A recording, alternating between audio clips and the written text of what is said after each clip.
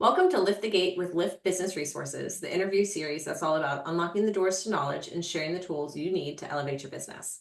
I'm Katie Santoro, and I'm thrilled to have you here. This series is designed for business owners like you who are eager to learn, grow, and navigate the challenges of running a successful business with confidence and clarity. Each episode, we bring you inspiring conversations with industry leaders, experts, and entrepreneurs who are here to share their expertise and actionable strategies to help you thrive. Today, I'm excited to introduce our guest, Angie Callen, founder and principal of Career Benders. Angie is an award-winning coach, international speaker, and obsessive entrepreneur who loves empowering others to lead amazing lives with thriving careers, all while embracing authenticity. She's a Carnegie Mellon graduate and former engineer known for her strategic, analytical, yet creative approach to marketing, sales, and business growth. A fun, engaging, and energetic speaker, Angie is unapologetically the one thing, herself. She's passionate about helping executives, leaders, and entrepreneurs embrace their natural gifts and strengths for ultimate gains in life and in work. Angie's thought leadership has appeared in Forbes, NASDAQ, USA Today, Business Insider, Yahoo Finance, and more. Welcome, Angie. That was a Thank you. Who's that person? I'm like, man. So it was a long introduction. You've done a lot. You've been really successful. Trim it down, Ange. Trim it down for the future. No, just kidding. So, Angie, that is a lot. There's a lot in there. So tell me about your background and how you went from being an engineer to a business owner. I mean, well, I'm a lot. So I guess I'm on brand. The TLDR of all of that is that I am a former engineer who loves people. And it's probably the weirdest thing about me because I literally had somebody yesterday who I was on a podcast with literally kicked off the whole interview with, "Can you please tell me how you're an engineer, but you have a personality?" And I was like, well, insert the loving of people thing. And that is also a big reason why I'm not one anymore. But the Reader's Digest version is I started my career as an engineer. I went to Carnegie Mellon, and when I was a junior, I knew I didn't want to be an engineer. But when you go to Carnegie Mellon Engineering School and you're paying for it yourself, you don't change your major when you're a junior. And the whole reason I even went down that education path is my dad was my high school math teacher for three of the 4 years.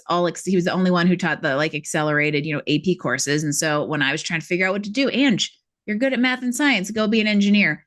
And I literally selected the discipline, which was civil engineering, because in my research, I found that was the one that you got to talk to people the most. Wow. So just here's my first bit of career advice for all of you. If you're basing the decision on what type of engineer to be based on how much you'll get to talk to people, you're probably barking up the wrong tree. Yeah, maybe you need to do a little soul searching there.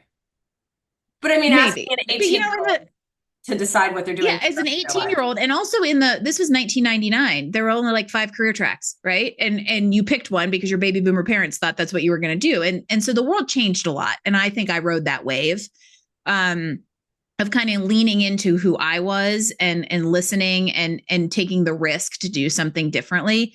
A big catalyst to that was moving from engineer life on the East Coast, which got me to a transfer to Colorado to the mountains.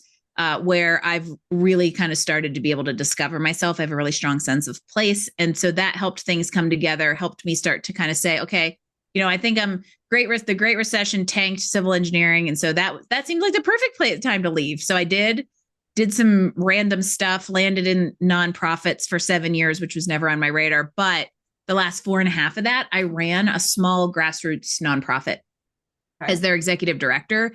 And this was one of those opportunities that was perfect for me and I was perfect for it. And it's what really started to make a lot of the things make sense, the entrepreneurship spark. Finally, I was able to kind of identify and articulate that. And this was just a place that had a ton of potential that I was able to tap into and create programs and bring a combination of ideating and delivery in business that I just naturally love, to make an impact. And so coming out of that, I knew it was time to start a business. So Career Benders was born a little over 7 years ago. And I just kind of dived in with both feet. And here I am. It's the best thing I've ever done. Awesome. So I know this isn't 100% the reason why you started your business, but moving to Colorado and fresh air, what a testament to what good things nature and fresh air do for us. They let us figure out who we really are. And I think that's overlooked sometimes. Well, and actually, Katie, you're more spot on than you think, because I literally can remember this point in time, because when I was working, I lived in Boston for 7 years, and that's where the primary the bulk of my engineering career was. And because I like people, they pushed me up. They pushed me into project management pretty quickly because I had the ability to build that rapport. And so when I transferred out here, that was the goal. And literally, I started work on September 8th of 2008. 7 days later, Lehman Brothers tanked, and so the office went from 26 to 9, and I got taken from you're going to be a project manager and work on these projects to going back to a cubicle and working in CAD, sitting in an office 8 hours a day. And I specifically remember, so when you say the clear air and what it can do for you, I specifically remember, I can vividly remember it as if it's happening right now, where I was, and I looked outside at this beautiful Bluebird, Colorado day, and I'm stuck in an office for 9 hours doing CAD work with somebody else's designs, not even my own. And I was like, this is it. It's time. And so it was the clear air and the nature that essentially like pulled me out and woke me up. Yeah. I leapt off a precipice without a parachute, which I think was one of the seeds that was planted to the work I do now. Yeah. But it was the journey I was meant to be on. If you ever want to figure something out, go outside and take a walk. It's my number one way to work through problems is to take a walk outside. Fresh air, sunshine, it clears your mind. It's the best. And you get tons of it. 300 days a year. So, and you've touched on a couple things, but like what from your past career, beyond just the like love of people, what from your past career has informed what you do now? Like, what do you feel? Because it's such a big shift, but we take things from our past into our now. What did you take that helps you now? Well, I think the irony of it is because I just can't be, I can't be anybody else other than who I am. I've just like, for me, it just happens. And then I look back and I go, oh, that's what that was. Right. Which was also the entrepreneurship thing. There's always been a side hustle. That's always a thread. I just couldn't identify it until it was like, oh, it's there. And so for me, I have a very equally kind of brained thinking, which is why I didn't love engineering, because the creative and the people side was dying on the vine. However, I still have to activate that analytical side. And I get to do that in my business, because business is creative and strategic, but you've got to analyze to figure out how to grow it. And even coaching people through careers, you're an engineer, you are a former engineer, tells people I think a certain way. And that very like algorithmic, linear, practical, outcomes-based thinking is something that helped me create a brand and also an approach to coaching that is not how most people approach it. It's unique, but it's the only way I knew how to do it.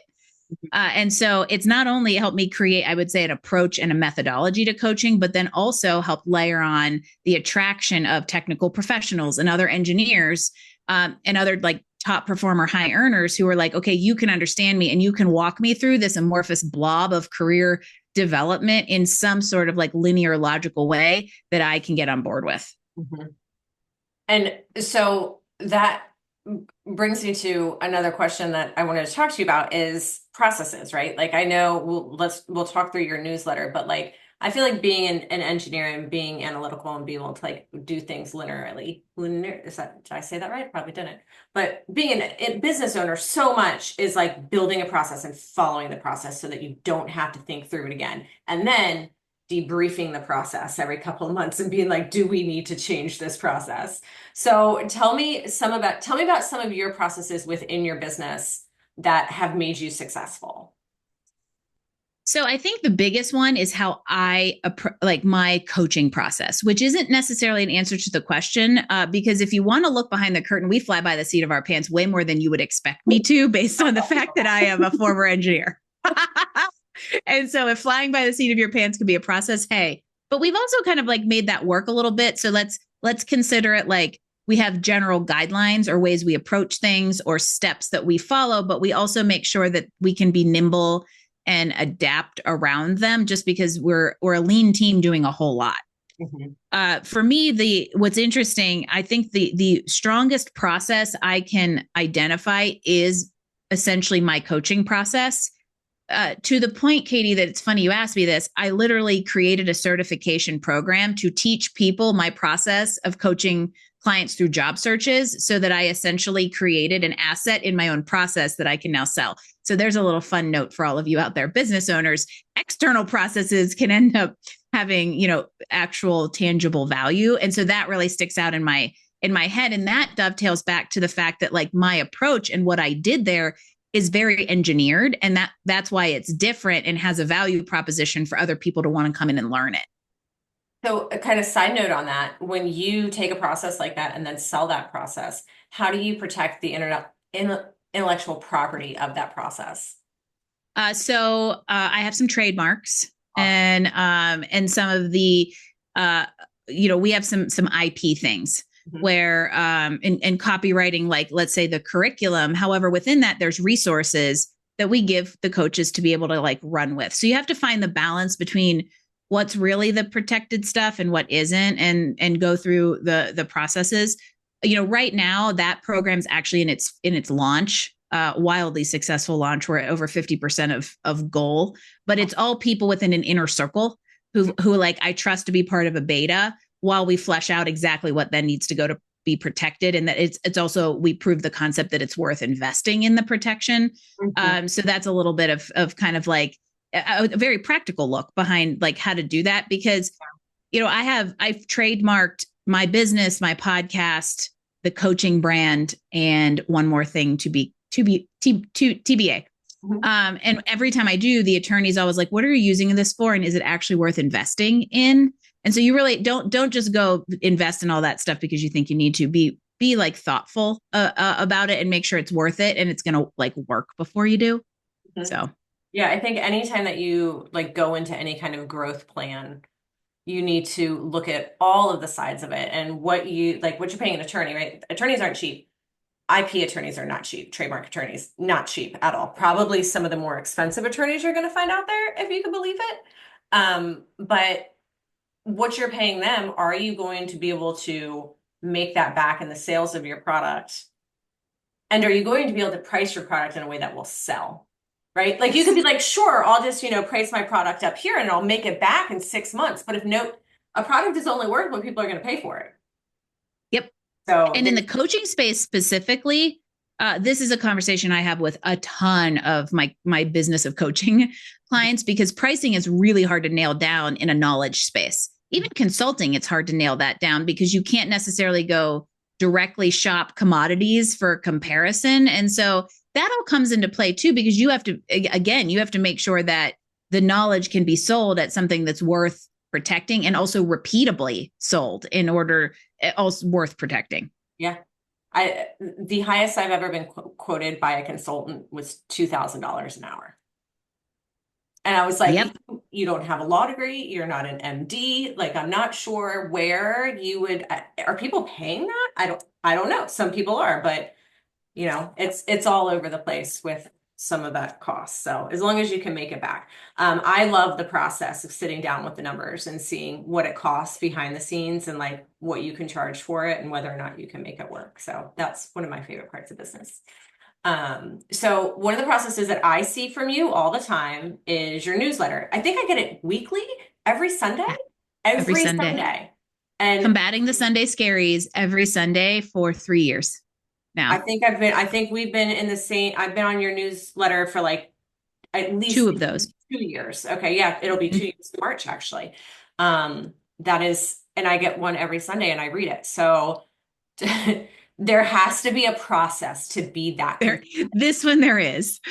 Talk about that process. And I want to hear your personal challenges with that process because I know you work with like an assistant who helps you get it out, but that doesn't change the fact that you're the one who has to I come up write with them. things to I talk write about. every single one of them. And that is also just a really interesting case study in marketing in general and business process and authenticity. This is like the trifecta of let's talk about this. So I'm excited because so I have a weekly newsletter. It's called Combating the Sunday Scaries. And the marketing case study for this thing is that we get about 50% open rates on the email, and another 30% open rates on the newsletter delivered via LinkedIn. Oh, that's awesome. So every week there are like 5,000 people reading this thing, which is pretty incredible. And when it started, it was much more tippy, I would say. And it wasn't as personalized and it wasn't as me. And it got great reads but it was a little bit more like, let's say, sourced. Mm-hmm. And as we got into it further and I got my hands into it more, it became like, oh, well, because part of the process is sitting down and figuring out in advance, like, what can we talk about? And so my assistant and I sit down and we try to have at least a month, if not 2 months, of concepts planned out. I'm not writing them necessarily that far in advance. They're actually usually written in real time on Thursday, Friday, Mm-hmm. so that they feel really like Yeah, current. you know that And when I you're also, talking about this week specifically. Yeah. oh, yeah, exactly. And I also have found I connect with my own content when it's as real time as possible. So Mhm. just even like from a practical perspective, I'm extremely active on LinkedIn and I should sit down and pre-schedule it all the week before, but I just don't feel as authentic in what I'm talking about unless it's like the day before or the night before. So that's actually part of the process, is figuring out how to do that in real time, but to make it manageable. So we try to go through a calendar and for instance, this past December, Jim and I went on a trip to France. That was a business trip. And so we were like, we're going to be all over this. And it was like, okay, this week we'll talk about this part of France. And then next week we'll talk about this. And we just tried to plan out so that we were aware of it. And so I wasn't sitting down to blank page, because I have never ending opinions about everything except for nothing. And so that's part of the process, is trying to get some content ideas down, several weeks in advance. And then what I typically do is I'll sit down and write the actual tips. We, newsflash, do use AI to support us a little bit. So a lot of times what I'll do is I'll go into ChatGPT and say, okay, this is what I want to talk about. Here's what happens. Here's a giant brain dump of like whatever the topic is. And it'll piece me out 10 tips. And I'm like, okay, I like 7 of these, and then I'll write it. Right. But at least it's helping me and making it more efficient. Yeah. And so then I write it. I also figure out the image that we're going to use. And then from a process perspective, my assistant makes the new image, and then she takes the content I've written and puts it into all the delivery channels. So that's how it's also been manageable, is like we split the time. And I've gotten it to be like, I can write a lot of these in like a half an hour, because I'm just banging out what I'm actually thinking about, which also makes it helpful. So when you're out and about and doing all your great outdoor activities, I'm sure you randomly will have like an idea of like, oh, I need to put this in the newsletter. How do you capture them and send them to yourself? It depends. It depends on what we're doing. A lot of times I have a note in my phone that I'll just keep adding stuff to, or I'll email it to myself, or I take a picture of something, right? Whatever. It's usually like, okay, get it into the phone, because then it's going to be remembered. Yeah. Sometimes it goes into chat to my assistant, like, hey, don't let me forget this. And then she'll take it and dump it into the document so I don't forget it.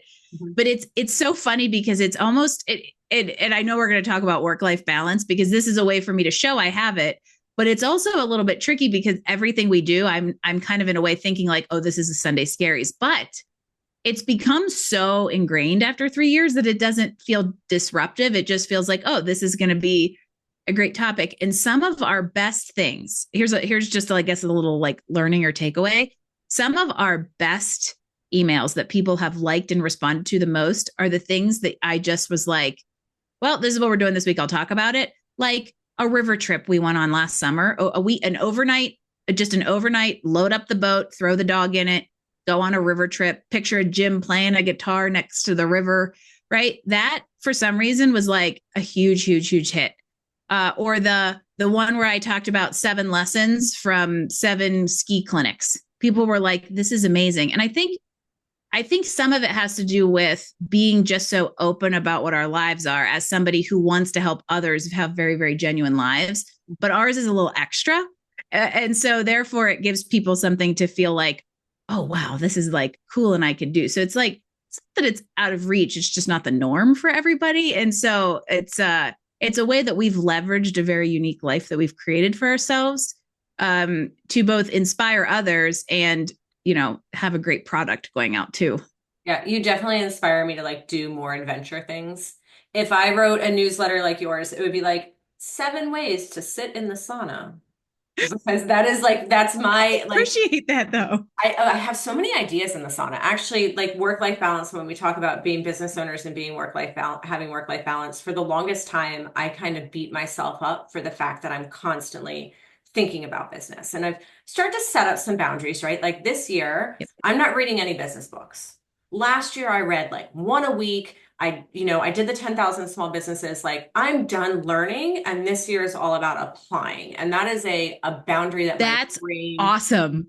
my brain needed it, but we feel like we constantly have to be learning things. And I'm constantly thinking about my business.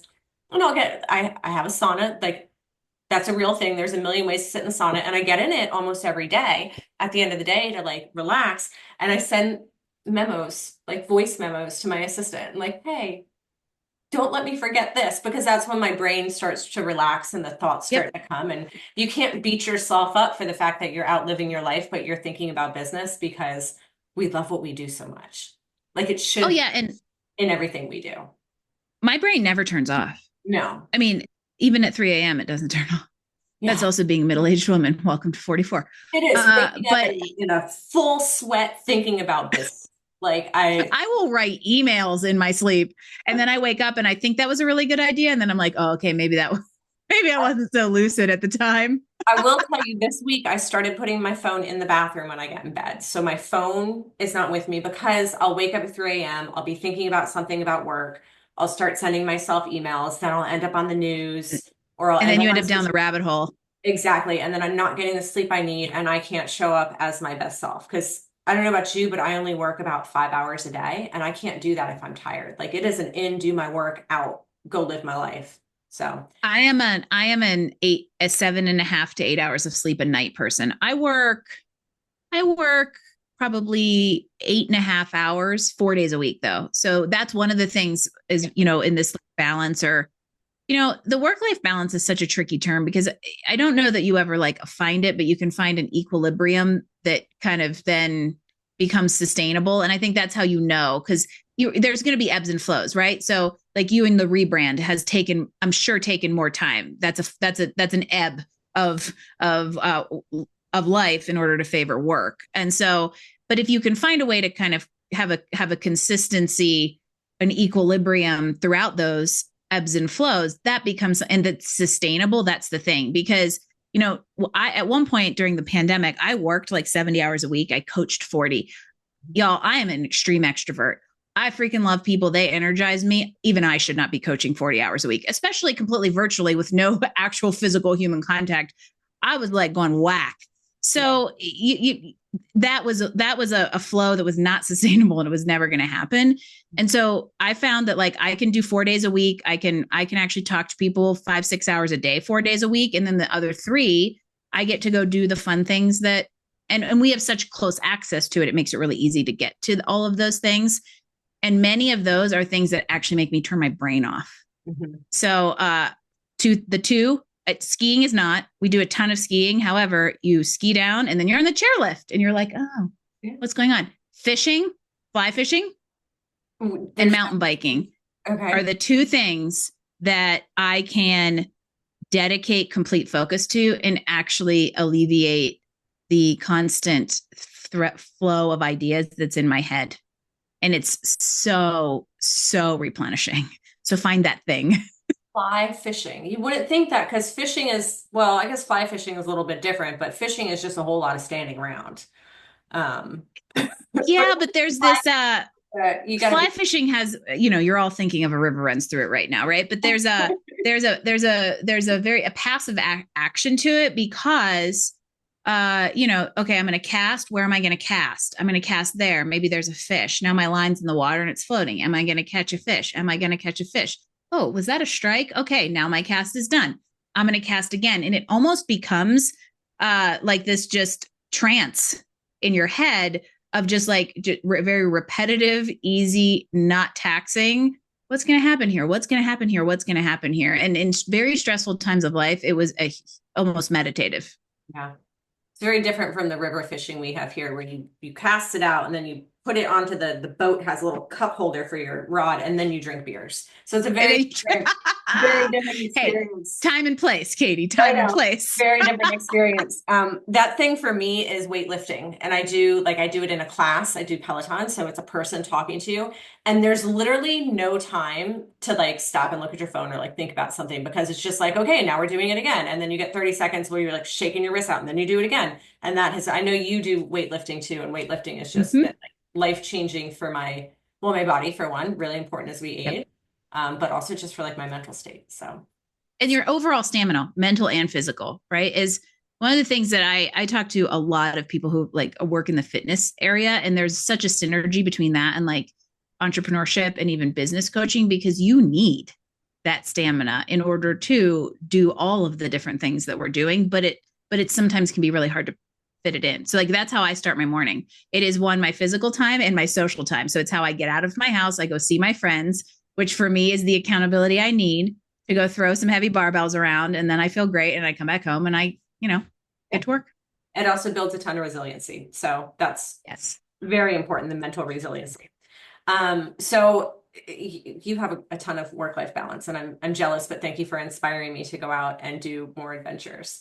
All right, so let's talk about you do two different things, right? Like you coach people in their careers and you also coach people to coach people in their careers.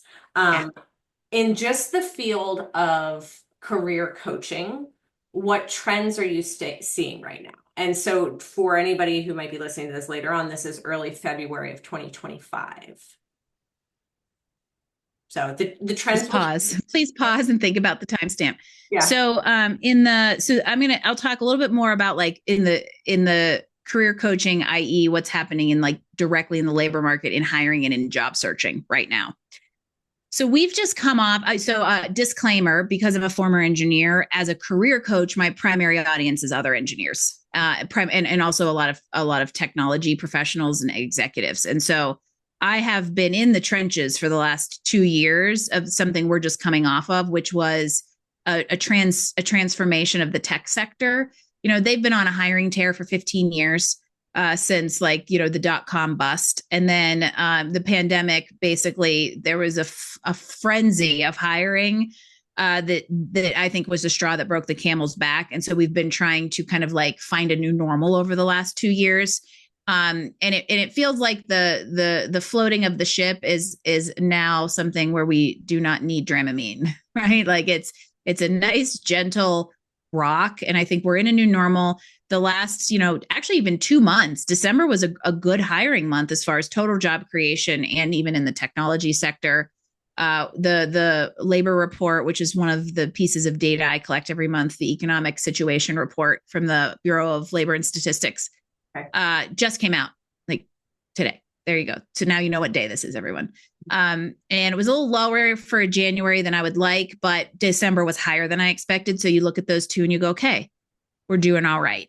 So at this point, I am operating under the assumption that the private sector is going to continue doing what it's doing until we have reason to see otherwise and really see what comes to pass with some of the changes to potential federal employment that happens. There could be an influx of federal transitions into the market.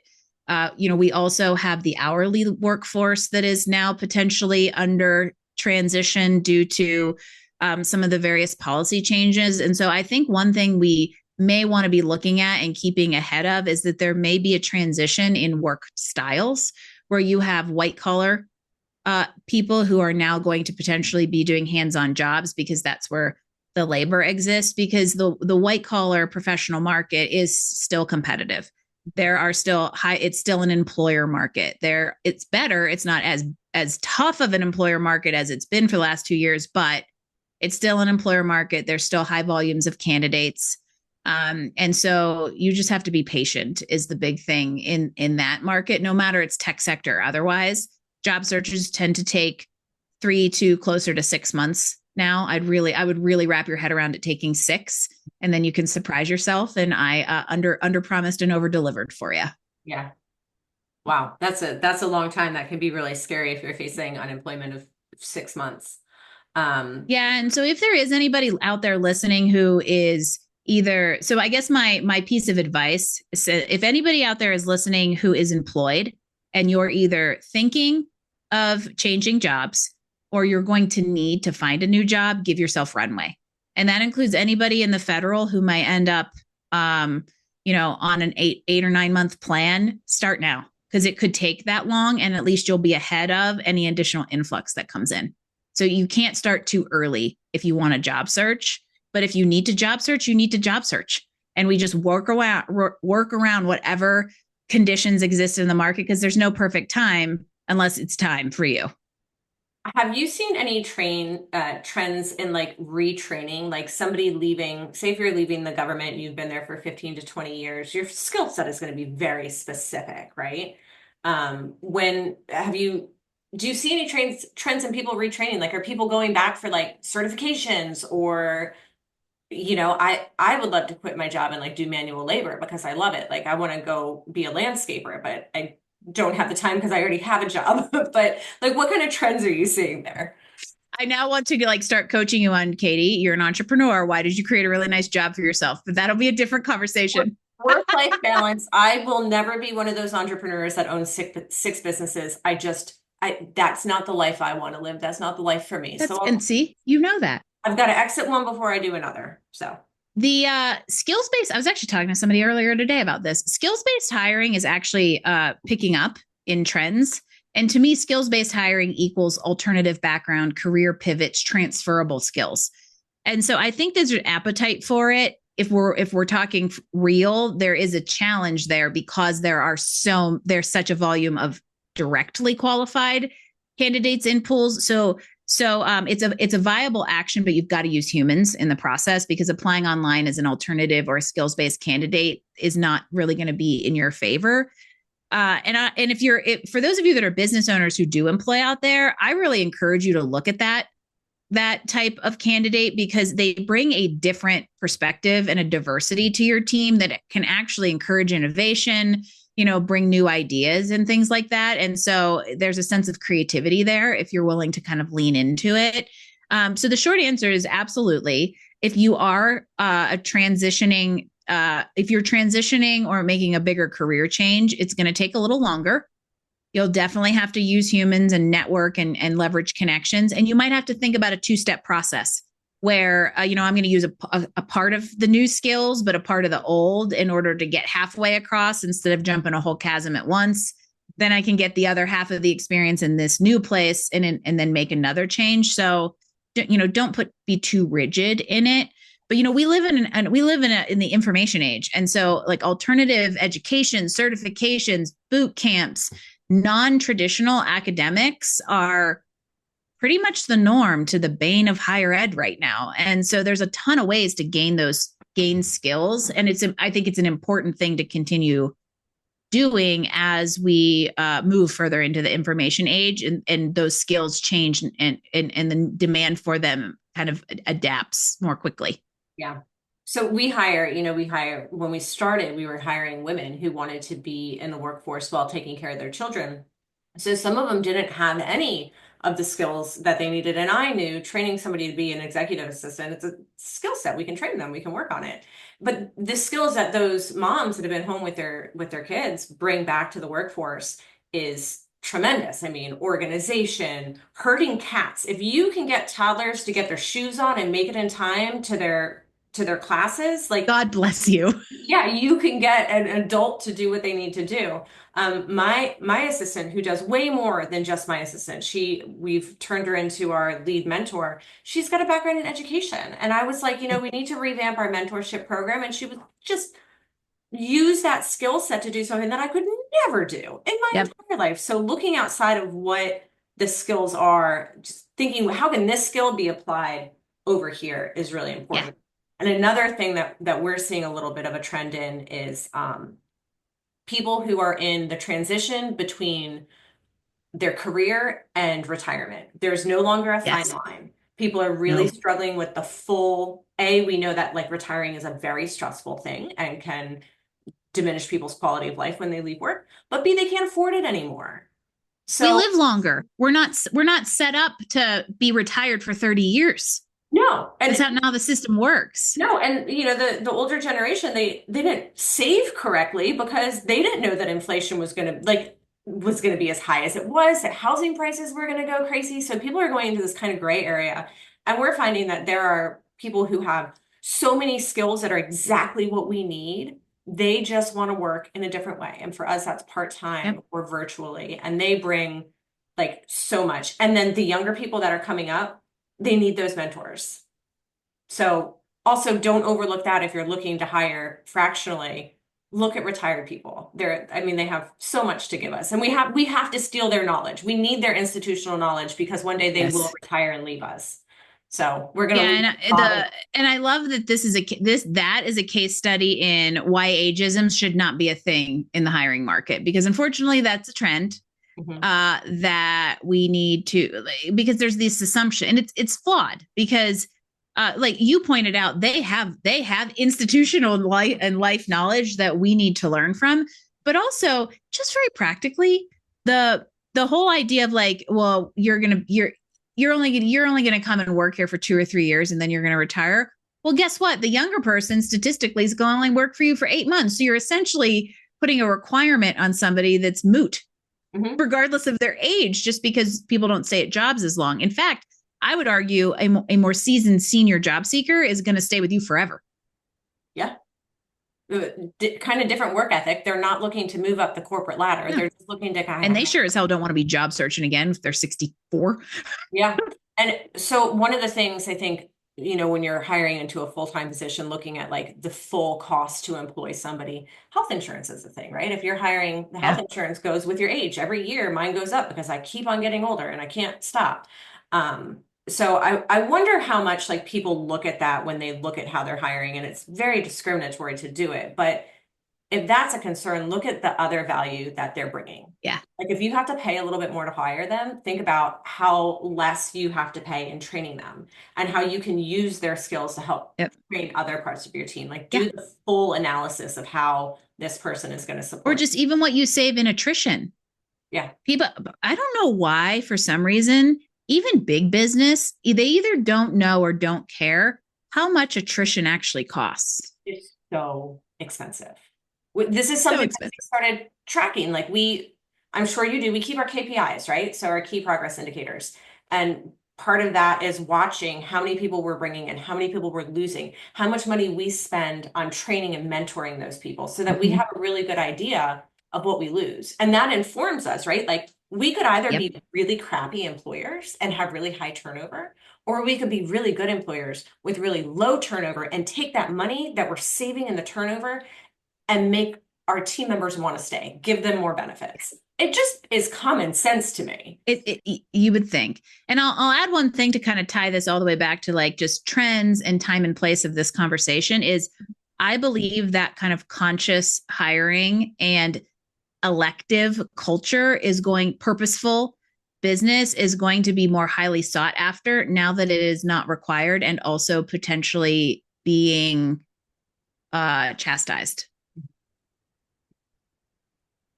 So just one more question on the trends and in particular the IT trend. Do you think that there will be an AI bust? Still very speculative at this point. It's super speculative. If you'd asked me a month ago, I would probably have said no, but now I don't know because I think the guardrails are going to come off, which means that train is going to get moving too fast and the wheels aren't on tight enough to not have a bust. So Ooh. that I think would depend. I do think AI, at least insofar as we experience and use it today, is here to stay.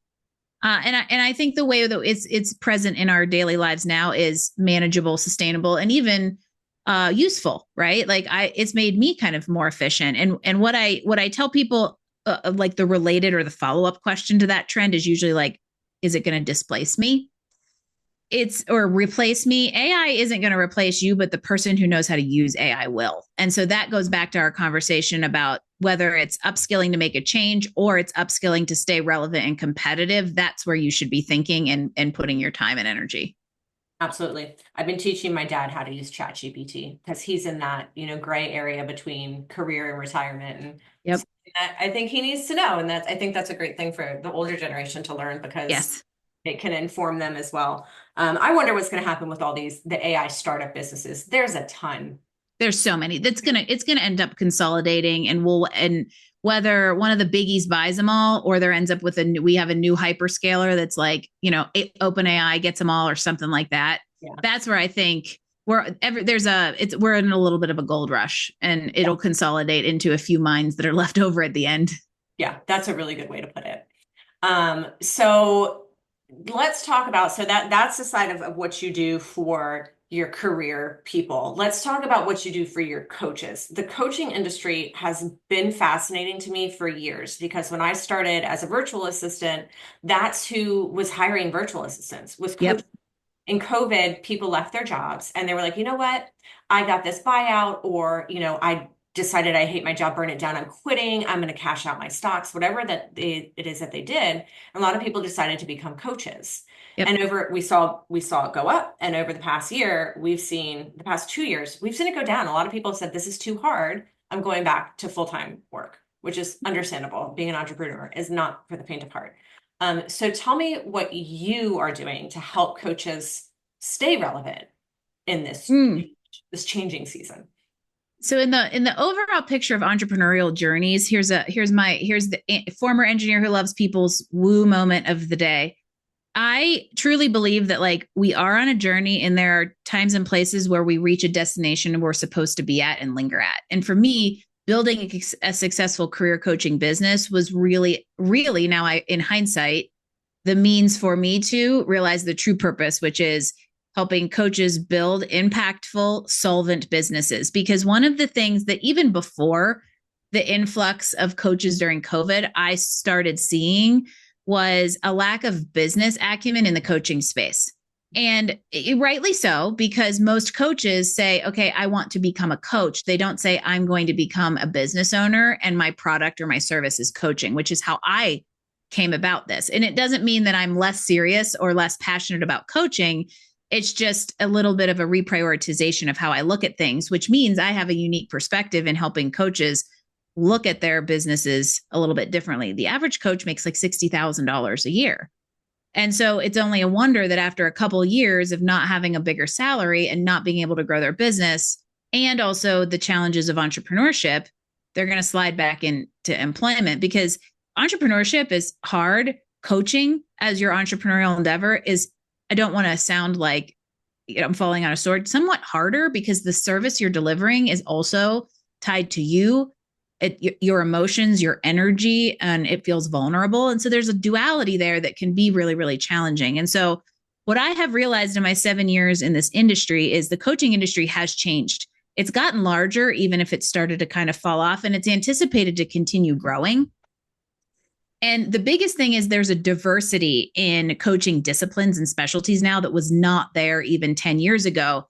And what I started noticing is that there's a lack of current and modern resources to help coaches stay relevant at a practitioner level, but also have the business acumen in order to stay relevant and competitive in a more crowded landscape. So rightly so, I founded a sister brand called The Modern Coach.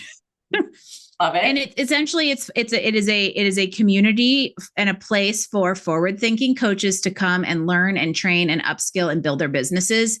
Because I also believe as a coach, our impact is limited by our income.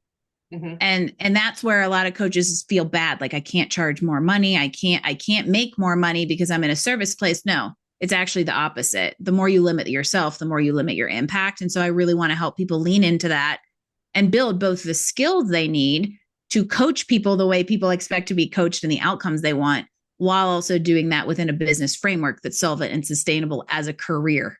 Mm-hmm. I really love that you kind of broke down how much the average coach makes, because if you're on Instagram, I mean, it is left and right ads of ask me how I make $400,000 a year working 2 hours a day. Your spouse, like, you're definitely not doing it from coaching and consulting. Can you tell him over here? My skin is crawling. You just hit a super hot button, which is also one of the reasons that I really felt called to bring real, practical, usable information to coaches, because There has also, in the growth and influx of coaches into the market, been an increase in what I believe are predatory business growth services. Their mass appeal, grow your business from 0 to 6 figures overnight. That person cannot help both a wellness coach and a career coach go from 0 to 400,000 overnight, because it's just not going to happen. And Tim Ferriss's stupid 4-hour work week book, which I think he would retitle if he knew what he knows today, didn't help with setting any sort of realistic expectations on what it takes to grow a business that allows you to only work 4 hours a week, and also what's realistic in building a coaching business. Because the mass appeal, do this overnight, Amy Porterfield, sorry, now I'm going to start name dropping stuff, just is not reality. And I don't know if that makes me, sour grapes or not, but let's do something that is more feasible. Yeah, it takes more work. It's going to take longer, but that means it's more sustainable and on a stronger foundation. So you just got me fired up, Katie. Yeah, I mean, I'm fired up about it too, because we know what it takes to build a sustainable business. And when you see people who say things like that, this is so off the wall crazy that you would believe that that is possible. But people believe it's possible. So they go all in, they buy these programs, they're spending money they don't necessarily have to spend. And then it puts them in a place of desperation. And you cannot grow a business if you're in a place of desperation. You're working from fear. And it reminds me of, I hate to say it, but MLMs, right? Like your multi-level marketing. They're predatory towards women because they know that women don't always have a place to work outside of the home. Yep. They're very predatory towards stay-at-home moms. And I see that as the same thing. It's really yucky to me. Something else that drives me crazy is when people are like, I want my business to run itself. If you wanted your business to run itself, you never should have started a business. Oh, absolutely. Like, you have to make a lot of not just revenue, but profit to be able to replace yourself in your business. Yes. Don't think a virtual assistant can come in and replace you so that you can go. And we've seen it with clients. Oh, I want my business to run itself and my virtual assistant to do my work while I'm gone. That's not how this works. No. You're going to be. That to me is synonymous with I want passive income. There is no such thing. There's no such thing. Because at some point you had to put in action to get to the point of what then is low maintenance income. Mm-hmm. Yeah. Absolutely. Passive income is another one that drives me nuts. Yeah. It drives me nuts. It's, maybe like in the early days of e-commerce, you might be able to get away with some passive income, but I think that ship has sailed. Which is also ties back to exactly the modern coach and this like keeping up with where the industry has come and where it's going. The same thing applies to coaching. Is that 10 years ago, there were like 1/10 the number of coaches on the market. And so you could grow faster. There was a supply and demand favor of us. And now, even though demand has grown, the influx of people is so much greater. You have to do different things differently to stand out. You can't just do what somebody did 10 years ago to magically wave a wand. Yeah.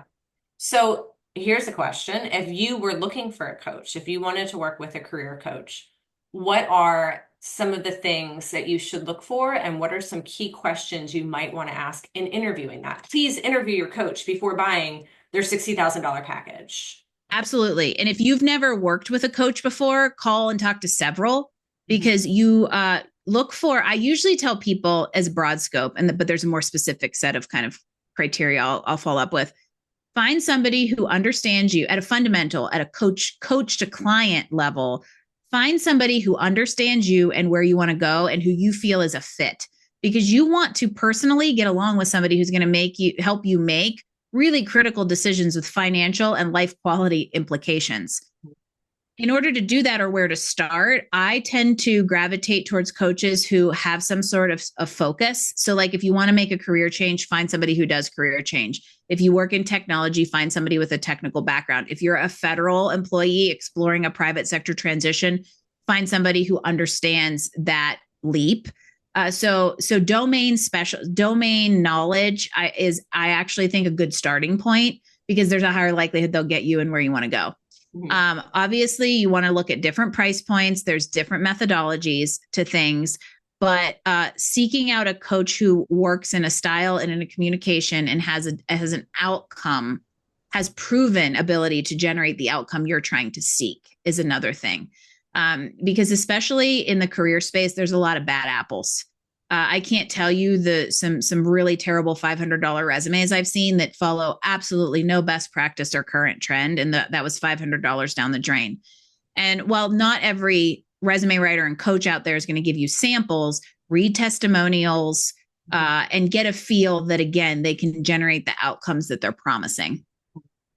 I'm going to give you one other thing to look out for is if you're not connecting with that coach and you're talking to their sales team, you need to step back. You're just hitting all the buttons. I have such a hard time with that because, you know, I have a group of coaches who it's like a little collective or a collaborative. And if I say I'm not your person, I send you to the person I think is for an intro call. Mm-hmm. I have never wanted to hand off. I would not want to be handed off to say, oh yeah, here you go. Here's this coach. Go have a session with them. What happens if I don't like them? They're a different personality. So I believe heavily in talking to the person you are going to directly work with. Ask that question when you're interviewing coaches. Mm-hmm. Yep, absolutely. Well, good. I'm glad that we're fired up about the same thing. I know get it all out there. If you want to go behind the curtain, I'm the right person. There are no curtains. Let's not go too deep because we could really go off the rails here. But so tell me how people get in touch with you, especially I think that there's going to be some people that are going to want your help. So tell me how people get in touch with you. The easiest place to find me, follow along in antics, both life and work, is LinkedIn. So I'm hyperactive on LinkedIn. I scroll LinkedIn like a 13-year-old scrolls Snapchat. And I'm Angie Callen. Katie and I are connected. If you want to check me out online, careerbenders.com will kind of get you everywhere you would need it to go, both business and, career wise. And even if it's something like related, unrelated, and you want an opinion, I am always happy to be a resource and a starting point to the right resources. With, anything having to do with your career and entrepreneurship is an aspect of that. So. Yeah. So here's one last question when it comes to the entrepreneurs out there who are hesitating about starting their own business. What do you say to people who are hesitant to get started? Rip off the Band-Aid because you'll never regret trying, even if it doesn't work out. Yeah. Thank you. It's the truth. Just go out there and do it. It's only one way to find out. There is only one way to find out, and you can always go back. Nobody ever on their deathbed goes, man, should have tried to start that business. What if it would have worked? Mm. Or no, that's backwards. That's what they will say. They never say, man, I'm glad I worked instead of trying to start that business. Never going to happen. I know. Try the thing.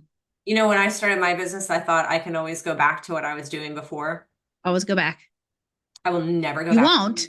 I won't. You won't. I won't. Because in a way you can't, but that's the choice. But you never regret trying. Like, nope. No, I left it for a reason and made a good choice. So that's awesome advice. Thank you, Angie. You're welcome. Thanks for having me, Katie. Yeah, thanks for chatting with me today. I really appreciated it.